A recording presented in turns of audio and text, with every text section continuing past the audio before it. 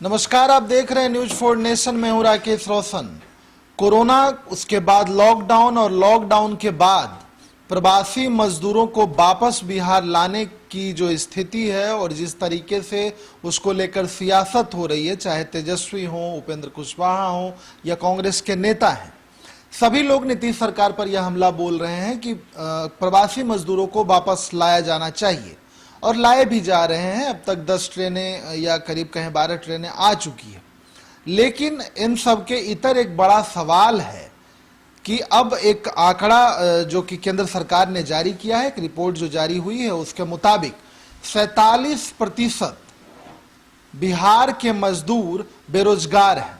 तो ऐसे में यह सवाल तो उठता है कि जब मजदूर जो कि बाहर में कुछ काम कर रहे थे और वापस वो बिहार आ जाएंगे और उसके बाद नया आंकड़ा जो बिहार सरकार देगी, तो उससे ये करीब आकलन लगाया जा रहा है कि करीबन 60% लोग जो हैं बिहारी वो बेरोजगार हो जाएंगे। आपको बता दें कि पुडुचेरी, तमिलनाडु, झारखंड के बाद सर्वाधिक 46% बेरोजगारी दर बिहार में है।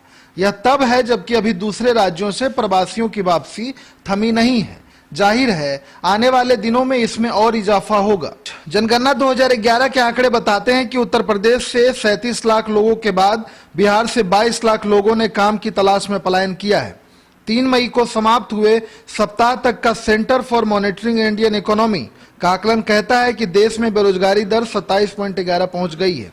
25 मार्च को हुए लॉकडाउन के बाद बेरोजगारी दर में 7% इजाफा हुआ है।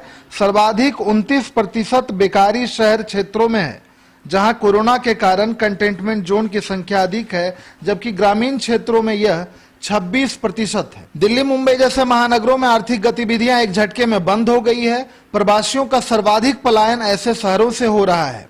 बेरोजगारी दर बढ़ने की यह मूल वजह है। सरकार ने अर्थव्यवस्था को 1.70 लाख करोड़ का पहला बूस्टर डोज दिया है, दूसरे का इंतजार है, लेकिन हालात फिलहाल संभल नहीं रहे। ऐसा नहीं है कि कोरोना के कारण सिर्फ भारत में बेरोजगारी दर बढ़ी है। अमेरिका में ही